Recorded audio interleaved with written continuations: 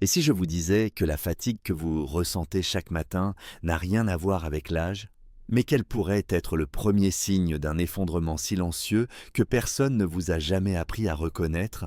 Ce que je vais vous révéler pourrait tout changer. Je suis le docteur Claire Moreau. J'ai été médecin généraliste pendant près de 40 ans avant de raccrocher ma blouse il y a quelques années. Mais si j'ai quitté mon cabinet, je n'ai jamais pu quitter cette envie viscérale de transmettre. Ce que je vais vous dire aujourd'hui ne se trouve pas dans les livres de médecine. C'est le fruit de 4 décennies à écouter des corps en souffrance, à lire ce que les analyses ne montrent pas, à décrypter les silences d'un cœur fatigué ou d'un regard éteint. Et surtout, c'est le fruit d'un constat amer. Vieillir est devenu une condamnation que l'on n'ose même plus contester. Je vous pose une question simple. Et si votre fatigue n'était pas normale? Et si ce que vous appelez l'âge n'était qu'un nom poli pour désigner une forme lente de renoncement que notre société a appris à ignorer? Il y a quelques années, une de mes patientes m'a dit cette phrase que je n'ai jamais oubliée. « Docteur, je ne souffre pas vraiment, je m'efface. » Et c'est exactement ce que vivent des millions d'hommes et de femmes après 50 ans. Ils ne tombent pas malades, pas toutes de suite. Ils s'éteignent à petit feu. Un jour, ils arrêtent de danser, puis d'avoir envie, puis d'y croire. Je vais vous dire une vérité que peu de médecins osent formuler à voix haute. La vieillesse n'est pas un effondrement soudain, c'est une érosion insidieuse. Et elle commence bien plus tôt qu'on ne le croit. Tout commence par des choses minuscules. Vous avez un peu plus de mal à vous lever le matin. Vous avez de moins en moins envie de sortir. Le regard devient flou, pas à cause des yeux, mais parce que l'élan vital recule. Les articulations grincent, mais on s'y habitue. Le cœur bat, mais l'enthousiasme ne suit plus. On se dit que c'est l'âge, on se ment. Puis un jour, vous vous surprenez à regarder votre propre vie comme un spectateur. Vous lisez des histoires d'autres personnes plus âgées que vous, qui partent en voyage, apprennent une nouvelle langue, tombent amoureux. Et vous vous dites « ce n'est plus pour moi ». Pourquoi ? Qui vous a mis cette idée en tête? À quel moment avez-vous signé ce pacte silencieux avec le déclin? Moi aussi, j'ai traversé cette frontière. Moi aussi, j'ai eu peur de devenir une ombre de moi-même. Je ne parle pas ici comme une experte en blouse blanche, mais comme une femme qui a vu la lumière intérieure s'affaiblir et qui a décidé de ne pas se laisser faire. Car ce que j'ai compris après toutes ces années, c'est que le corps humain est un miracle de résilience. Il ne demande qu'une chose, qu'on l'écoute et qu'on le nourrisse correctement. Ce n'est pas une pilule miracle. Ce n'est pas un régime à la mode. C'est un dialogue à reprendre avec soi-même. Et croyez-moi, il n'est jamais trop tard. Il existe un rituel, un geste simple, une cuillère par jour, un mélange de 6 ingrédients naturels, utilisés depuis des siècles sur plusieurs continents, mais ignorés par la médecine moderne car il ne rapporte rien au laboratoire. Et pourtant, ce rituel transforme des vies. Je l'ai vu chez mes anciens patients. Je l'ai vécu dans ma propre chair. Ce n'est pas un slogan marketing. C'est la redécouverte d'un lien perdu entre notre corps et sa capacité à se régénérer. Mais avant que je ne vous dévoile ce rituel, laissez-moi vous poser une question plus importante encore. Êtes-vous prêt à remettre en question ce que vous croyez normal après 50 ans sans? Êtes-vous prêt à envisager que votre énergie, votre désir, votre clarté mentale ne sont pas perdus, mais simplement endormis? Si oui, alors restez avec moi. Ce que je vais partager dans les prochaines minutes pourrait bien marquer le début d'un nouveau chapitre. Pas celui d'une lutte contre la vieillesse, mais celui d'un pacte nouveau avec la vie. J'ai vu passer des générations de patients, des maladies aiguës, des drames soudains. Mais ce qui m'a toujours le plus marqué, ce sont les petits glissements silencieux, ceux qu'on ne détecte ni au stéthoscope, ni aux prises de sang. Ces lenteurs, ces oublis, cette lassitude diffuse qui s'installe après 50 ans, presque comme un voile. Un jour, on réalise que ce n'est plus aussi simple de monter un escalier, que les pensées sont moins claires, que le désir de bouger, de créer, d'aimer s'estompe, sans même qu'on sache quand cela a commencé. Pendant des années, j'ai entendu les mêmes phrases « c'est l'âge, docteur ». Et moi, par réflexe de médecin conventionnel, je répondais « c'est normal ». Aujourd'hui, je ne le crois plus. Je crois que cette résignation collective face au vieillissement est une erreur tragique. Je crois, Et j'en suis désormais convaincu que nous pouvons vieillir autrement, pas en fuyant le temps, non, mais en donnant à notre corps ce dont il a besoin pour continuer à s'épanouir, même dans les décennies dites de retrait. Ce que je vais partager avec vous, ce n'est pas une trouvaille miraculeuse, piochée sur un site obscur, ni une mode passagère popularisée par les réseaux sociaux. C'est le fruit de recherches approfondies, de lectures croisées entre médecine occidentale et tradition ancestrale, de nombreux essais sur moi-même et sur des personnes de mon entourage, désireuses de retrouver un élan vital. C'est un rituel, simple, naturel, que je pratique moi-même chaque matin depuis maintenant plus de 3 ans. Je l'appelle mon rituel de relance. C'est un mélange de 6 ingrédients naturels, en poudre, que l'on prend chaque jour en une seule cuillère. Une dose quotidienne qui, sans effort, sans danger,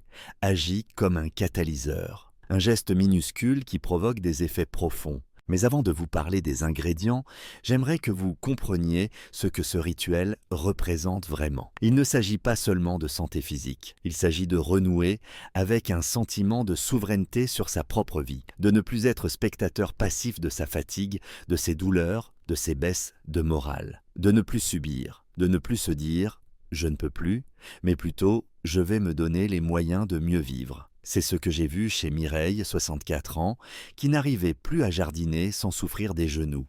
2 mois après avoir intégré ce mélange à son petit déjeuner, elle m'a écrit « Docteur, j'ai passé 3 heures nez dans mes rosiers et je n'ai eu mal nulle part ». Ou chez Gérard, ancien professeur de lettres, qui se plaignait d'avoir la tête dans le brouillard en fin d'après-midi. 3 semaines plus tard, il lisait à nouveau Balzac avec passion et m'écrivait des mails pleins d'ironie et de vivacité.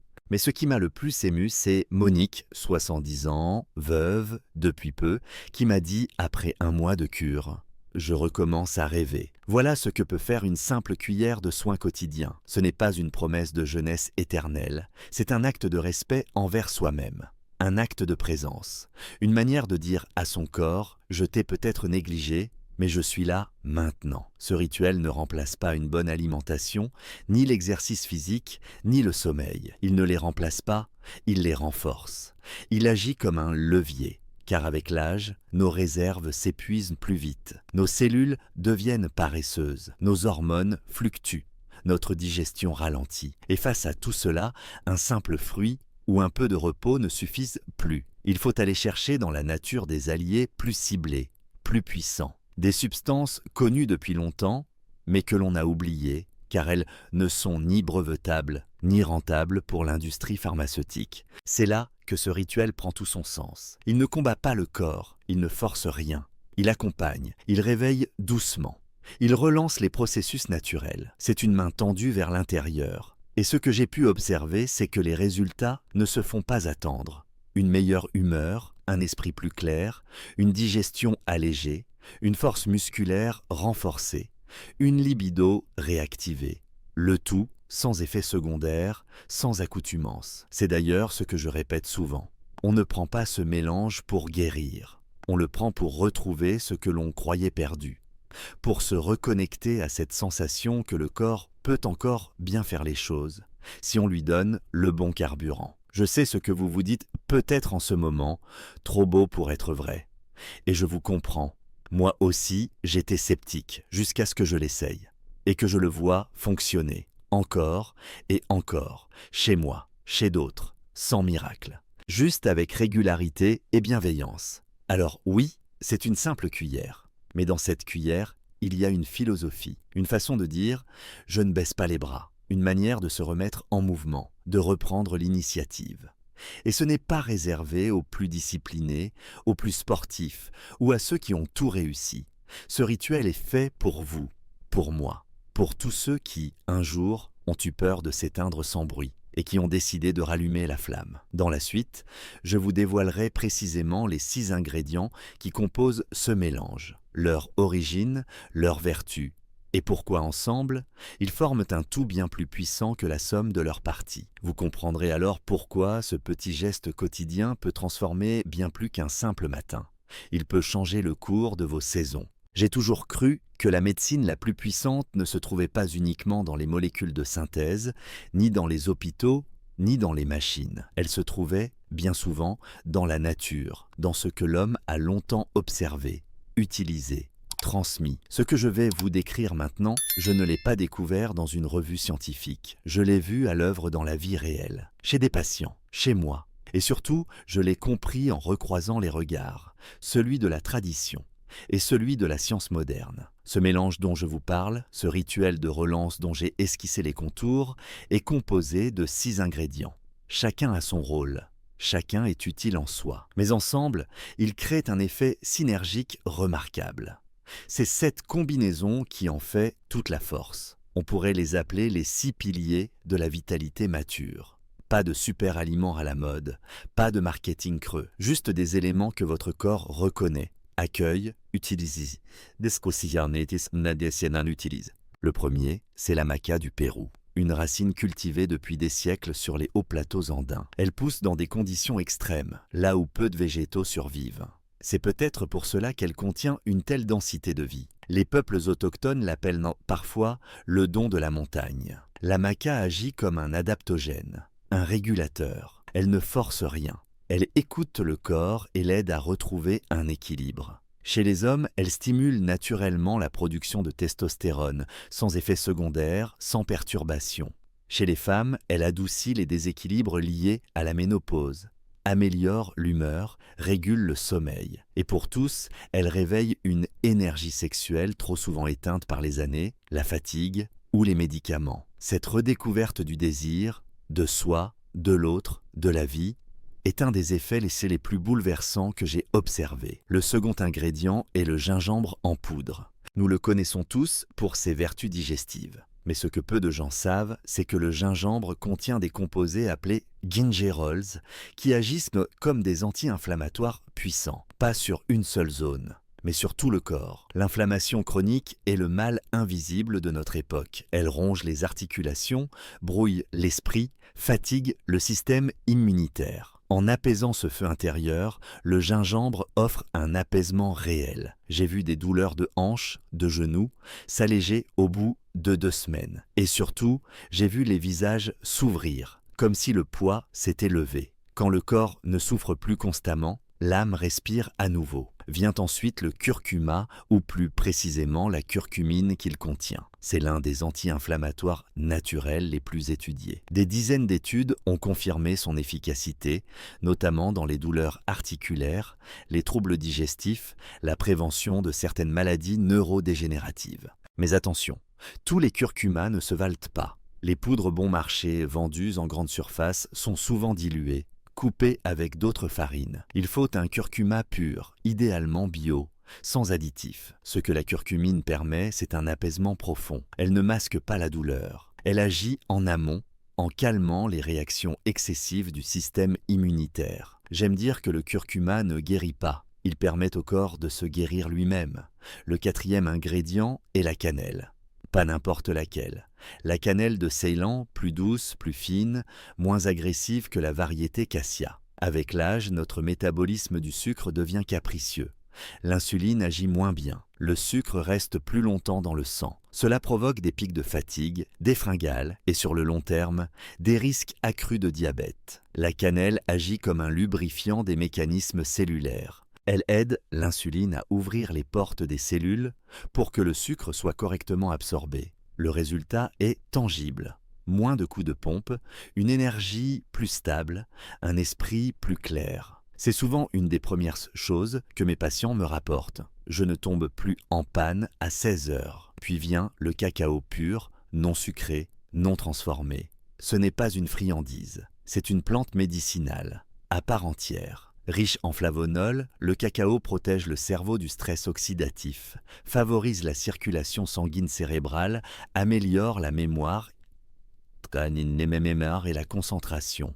Il contient aussi de la théobromine, un stimulant doux, et du tryptophane, précurseur de la sérotonine, notre hormone du bien-être. Il y a quelque chose de profondément réconfortant dans le goût du cacao le matin. Cela réveille sans brusquer. Cela stimule sans épuiser. Et chez les personnes anxieuses, fatiguées, ce petit plaisir devient une encre, une promesse de lumière. Enfin, il y a la créatine.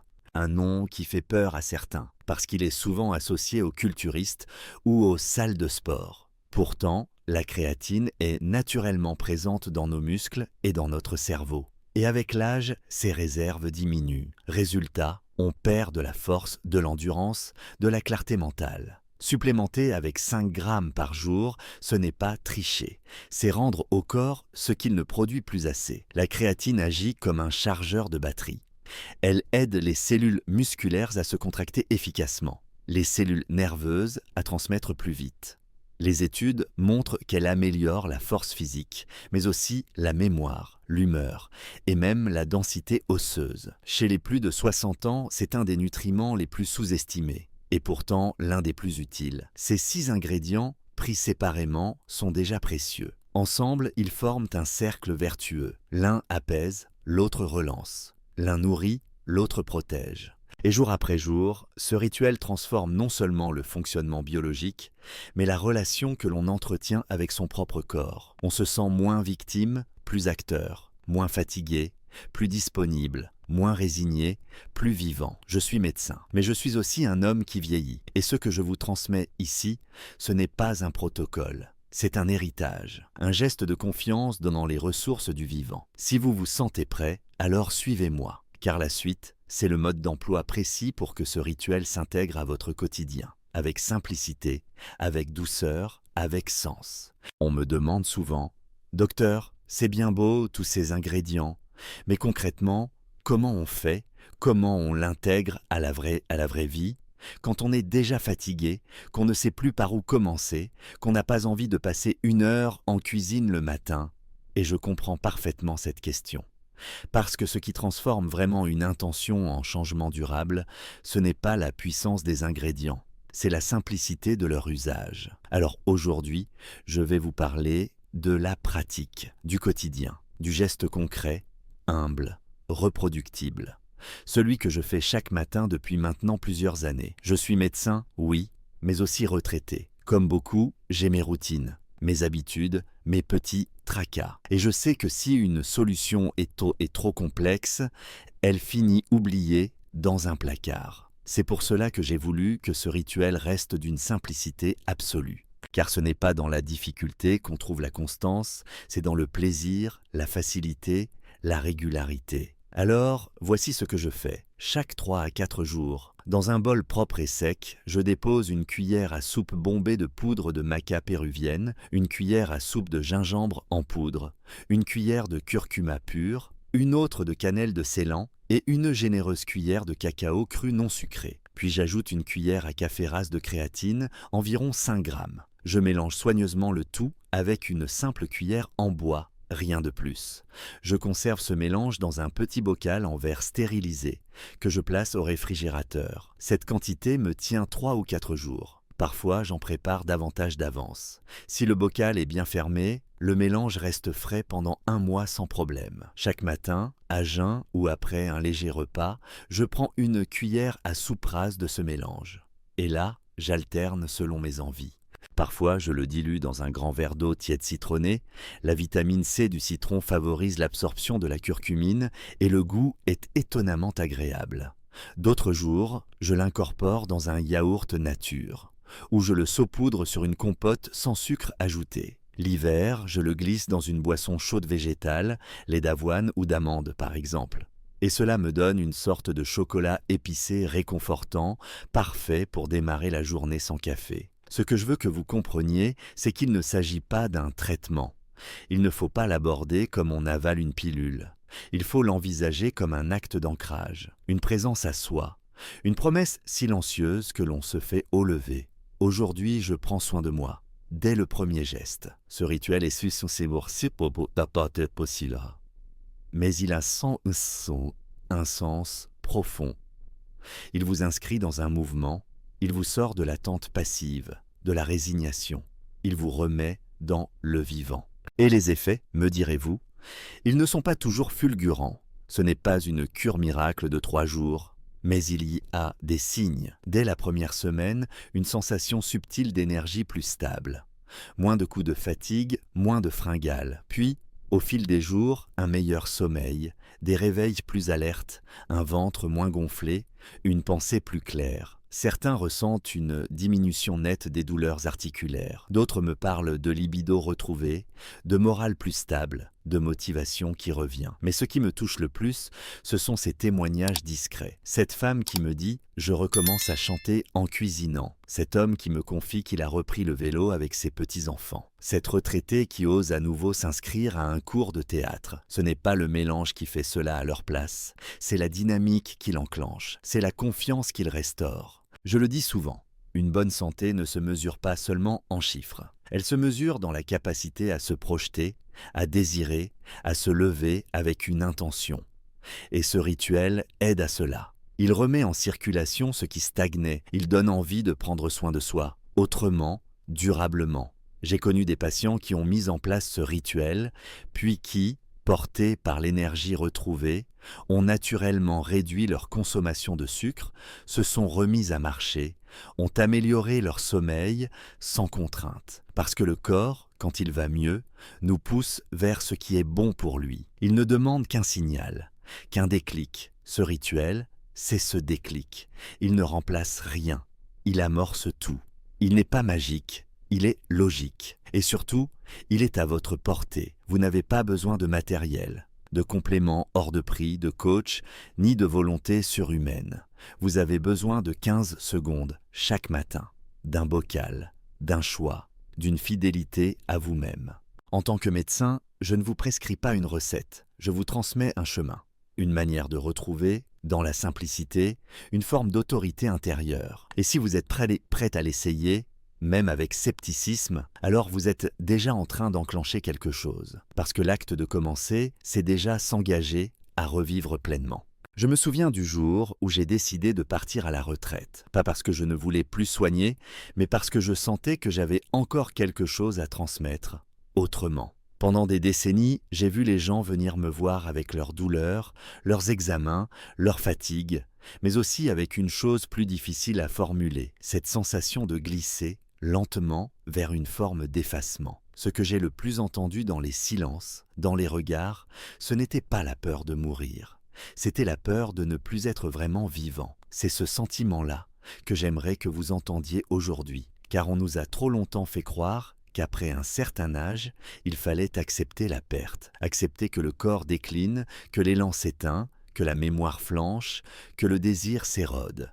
Mais je vais vous dire la vérité, celle qu'aucune statistique ne peut démentir. Votre corps est encore capable de se réparer, capable de retrouver de la clarté, de la force, de l'élan. Pas comme à 20 ans, non, mieux que cela, avec conscience, avec maturité, avec joie. Ce que j'ai vu chez celles et ceux qui ont intégré ce rituel, ce n'est pas seulement un mieux-être physique, c'est une bascule intérieure. Ils ne se regardaient plus comme des corps usés, mais comme des êtres encore capables de création, de mouvement, de désir. Le regard changeait, l'attitude changeait. Et c'est ce qui m'a profondément bouleversé. Parce que nous avons tellement été formatés à croire que les solutions viennent de l'extérieur, des hôpitaux, des ordonnances, que nous avons oublié que le plus puissant des traitements, c'est le choix de se remettre en vie. Ce rituel, ce n'est pas un complément de plus, ce n'est pas une tendance bien-être, c'est un pacte avec soi, une manière de dire à son corps « je ne t'abandonne pas, je suis là, je te donne ce qu'il te faut et je t'écoute ». Et ce simple geste, répété jour après jour, finit par créer un écho. Le corps répond, il se remet en route, il recommence à produire ce qu'il ne produisait plus. Les cellules s'activent, les humeurs s'équilibrent, l'énergie revient, et avec elle, une nouvelle manière de vivre son âge. Je me suis souvent demandé pourquoi ce rituel avait tant d'impact. Et la réponse, je crois, est simple. Il agit à tous les niveaux en même temps, sur les articulations, sur le système hormonal, sur la mémoire, sur l'immunité, sur la digestion, sur l'humeur, sur le sommeil. Ce n'est pas une approche ciblée comme la médecine allopathique nous l'a appris, c'est une approche globale, une symphonie plutôt qu'une note isolée. Et c'est cela qui change tout. On ne soigne pas une pièce du puzzle, on invite l'ensemble à retrouver sa cohérence. Ce qui me touche, c'est aussi la sécurité de cette méthode. Pas d'effets secondaires, pas de dépendance, pas de réaction imprévisible. Juste une action douce, progressive, respectueuse du rythme de chacun. C'est une médecine lente mais stable, une médecine du respect, de la patience, de l'écoute. Ce que l'on a trop souvent oublié dans les couloirs d'hôpitaux pressés. J'ai 68 ans, et je continue à marcher chaque matin, à lire avec passion, à m'émerveiller devant la moindre amélioration. Ce rituel, je ne le prends pas pour ne pas vieillir, je le prends pour bien vivre en vieillissant. Il ne repousse pas l'âge, il le rend plus lumineux, plus conscient. Et croyez-moi, la lucidité, quand elle est nourrie de vitalité, devient une forme de grâce. Aujourd'hui, j'aimerais que vous compreniez une chose essentielle. Vous avez encore le pouvoir de transformer ce que vous croyez figé. Ce n'est pas votre âge qui vous empêche d'avancer. Ce sont les croyances que l'on a déposées en vous, parfois depuis longtemps. Le fatalisme, le « c'est comme ça », le « ce n'est plus pour moi ». Dites-vous que si votre corps respire encore, s'il vous porte encore ici, maintenant, alors il mérite le meilleur. Il mérite qu'on l'aide à donner le meilleur de lui-même. Et ce mélange, cette cuillère par jour, c'est une main tendue dans ce sens, pas une solution miracle. Pas une promesse irréaliste, juste une preuve d'engagement, de respect, d'espoir. Je n'ai plus de cabinet, je ne fais plus d'ordonnances, mais je continue à guérir, à ma manière, en transmettant, en partageant ce que j'ai vu fonctionner, en rappelant que la médecine, au fond, ce n'est pas que la science du corps malade, c'est l'art d'entretenir la vie là où elle s'endormait. Si vous êtes arrivé jusqu'ici, si vous avez pris le temps de m'écouter, alors je vous en remercie. Cela signifie que quelque chose en vous reste éveillé, curieux, prêt à choisir une autre voie. Et peut-être qu'en choisissant ce rituel, vous ne ferez pas qu'aider votre corps à se sentir mieux. Peut-être que vous lui rappellerez aussi qu'il a encore un rôle à jouer, une lumière à porter. Prenez soin de vous, pas demain, pas quand vous aurez le temps, maintenant, parce que le présent, c'est la seule saison où la vie peut réellement refleurir. En repensant à tout ce que je vous ai partagé jusqu'ici, je réalise à quel point le vieillissement est souvent mal compris. On le confond avec une forme de déclin inévitable, alors qu'en réalité, c'est une période de transition, une étape de la vie qui peut être tout aussi pleine, vibrante et féconde que la jeunesse, à condition de l'accompagner avec intelligence, bienveillance et lucidité. Pendant mes années de pratique, j'ai vu trop de personnes croire qu'elles devaient supporter leur âge, comme un fardeau. Et pourtant, quand on offre au corps ce dont il a besoin, même simplement, même doucement, il répond, il ne demande pas la perfection. Il demande de l'attention, de la régularité, de la sincérité. Ce que je vous ai présenté, ce rituel naturel, cette cuillère par jour, ce n'est pas une formule magique, c'est une main tendue vers vous-même. C'est un choix de réinvestir votre propre énergie, votre propre potentiel. Le corps a une mémoire puissante. Il se souvient de la vitalité. Et quand on commence à le soutenir, il n'attend pas pour réagir. Il recommence à respirer pleinement. Il redonne de la place à la joie, à la mobilité, à la clarté mentale, à l'élan amoureux. Ce que j'ai vu chez ceux qui ont persévéré dans ce geste quotidien, c'est une transformation globale, pas spectaculaire, mais durable, réelle, profonde. Vieillir ne signifie pas disparaître. Cela signifie changer de rythme, changer de regard, mais en restant pleinement acteur de sa santé, de sa dignité, de sa lumière. Et cela commence par de petits engagements. Une cuillère le matin, une marche en fin d'après-midi, une meilleure écoute de son sommeil, de son appétit, de ses émotions. La santé, ce n'est pas une finalité, c'est une direction. Et chaque jour, nous avons l'occasion de la reprendre. La vraie leçon à retenir ici, c'est qu'il n'est jamais trop tard pour faire mieux.